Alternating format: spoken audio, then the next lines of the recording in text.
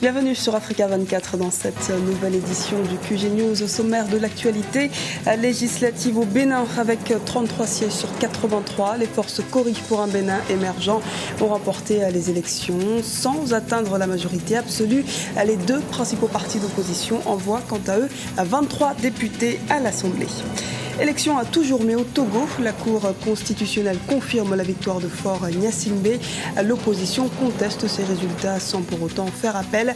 Les différentes missions d'observation électorale de l'Union africaine ou de la Communauté économique des États d'Afrique de l'Ouest ont, eux, estimé ce scrutin libre et transparent. Le marathon électoral se poursuit en République démocratique du Congo où le délai de dépôt de dossiers de candidature des élections provinciales a été prolongé jusqu'au 25 mai prochain. Nous verrons donc pourquoi dans ce journal. La Cour constitutionnelle a confirmé la victoire du parti du président béninois avec 33 sur 83 sièges. Les forces Cori pour un Bénin émergent ont remporté les élections législatives au Bénin. À l'issue des élections législatives du 26 avril dernier, les deux principaux partis d'opposition envoient quant à eux 23 députés à l'Assemblée nationale. L'Union fait la force et le Parti du renouveau démocratique ont obtenu respectivement 13 et 10 sièges dans l'hémicycle. Analyse de ces résultats avec Wilfried Léand Umbenji, journaliste.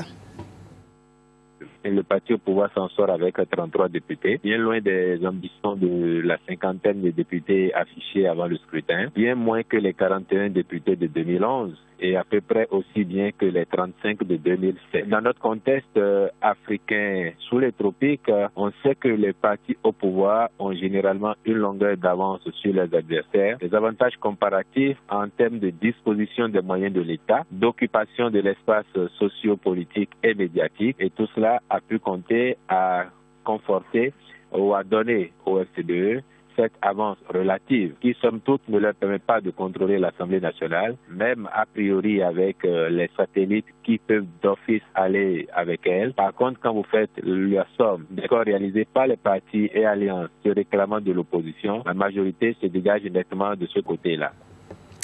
Et au Togo, cette fois, la Cour constitutionnelle a validé ce dimanche 3 mai les résultats de l'élection présidentielle. Et le président, Faure Gnassingbé, a été réélu à la tête du pays avec 58,77% des voix et entame ainsi son troisième mandat à la tête du Togo. Son opposant, Jean-Pierre Fabre, est lui crédité de 35,19% des suffrages exprimés. Les précisions d'Emefa Kofi. Élection présidentielle au Togo, la Cour constitutionnelle a donné son verdict le dimanche 3 mai 2015. Sur les 5 candidats à ce scrutin, Faure Gnassingbé, le président sortant, est celui qui a totalisé le plus grand nombre de suffrages. Faure Gnassingbé, 1 221 282, soit 58,77%. Qu'ayant obtenu le plus grand nombre de voix, M. Faure Gnassingbé doit être déclaré élu président de la République. En conséquence, proclame élu président de la République togolaise M. Faure Gnassingbé. Avant la proclamation des résultats officiels par la Cour constitutionnelle, l'opposant Jean-Pierre Fabre, arrivé deuxième lors de ce scrutin, était monté au créneau pour dénoncer ce qu'il considère comme étant un coup de force du parti au pouvoir, des accusations que réfutent les leaders du parti UNIR. Si M. Jean-Pierre Fabre et ses amis sont en mesure de vous apporter des procès-verbaux qui sont concordants et conformes avec les autres procès-verbaux en possession des autres candidats, y compris ceux de l'opposition, à partir de ce moment-là, on peut commencer à accorder une petite faire poids à ce qu'il dit. Il est à rappeler qu'aucun des candidats de l'opposition n'a déposé un recours devant la Cour constitutionnelle jusqu'à la proclamation des résultats définitifs. Les décisions de la Cour constitutionnelle étant sans recours, le président Faure Gnassingbé, au pouvoir depuis 2005, prêtera serment ce lundi pour un troisième mandat à la tête du Togo. scrutin également en République démocratique du Congo, alors que l'opposition conditionne toujours sa participation au scrutin provincial. La commission électorale a décidé de prolonger le délai de dépôt des candidatures. Il devait initialement prendre fin le 5 mai et il a été prolongé jusqu'au 25 mai. Des raisons techniques seraient à l'origine de ce changement, comme nous l'explique Ibra Khadindiaï.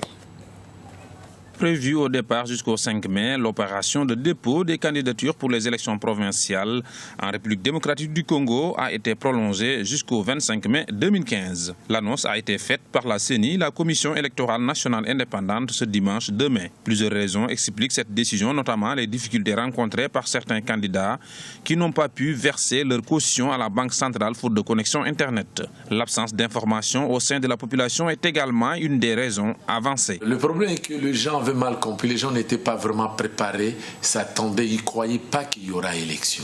Vous avez suivi que le gouvernement, la CENI par contre, a décidé de prolonger jusqu'à la fin du mois de mai pour le dépôt des candidatures puisque les gens n'y croyaient pas.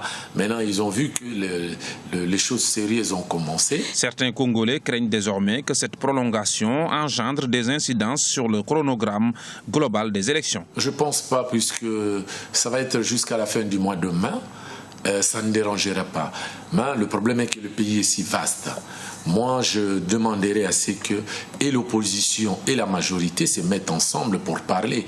Et c'est ça la vraie démocratie africaine, quand on se met autour d'une table pour traiter le problème du pays. Donc ça serait la meilleure des choses pour que nous allions paisiblement et dans le calme, nous puissions avoir des élections dans notre pays. Rappelons que les élections provinciales auront lieu le 25 octobre 2015 en République démocratique du Congo. Au Burundi, le mouvement hostile au président Pierre Nkurunziza, qui compte briguer un 3e mandat, est entré ce lundi dans sa 2e semaine.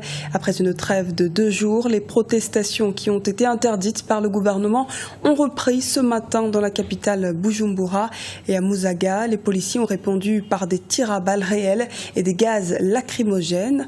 Selon la Croix-Rouge burundaise, le bilan provisoire des affrontements est de 3 morts et 45 blessés. Écoutons à ce propos l'analyse de notre éditorialiste Gracia Rukindikiza. Les manifestants opposés au 3e mandat du président Nkurunziza ont repris leur manifestation après 2 jours de repos. Et la police tire sur les manifestants parce qu'en fait, il y a une certaine opposition entre la police et l'armée. Et surtout, dans plusieurs quartiers, ce sont les militaires qui protègent les manifestants. Ceci peut dire que le gouvernement pourrait, ou le président Nkurunziza pourrait céder toujours c'est en blocage. Il y a un risque que le Burundi soit comme le Burkina Faso parce que l'armée a bien pris position par rapport à ce 3e mandat. Ce 3e mandat est contre les accords d'Arusha et donc l'armée a été créée et fondée, du moins après la fusion, selon les accords d'Arusha. Donc cette position de l'armée, elle est intransigeante. Il sera difficile vraiment que ce soit le président cède ou l'armée. Donc on peut penser que ça peut évoluer vers un coup d'État, tout simplement. Ce journal a été réalisé par l'ensemble de la rédaction. Merci pour votre fidélité. À retrouver dans un instant une nouvelle édition de l'actualité sur Africa 24.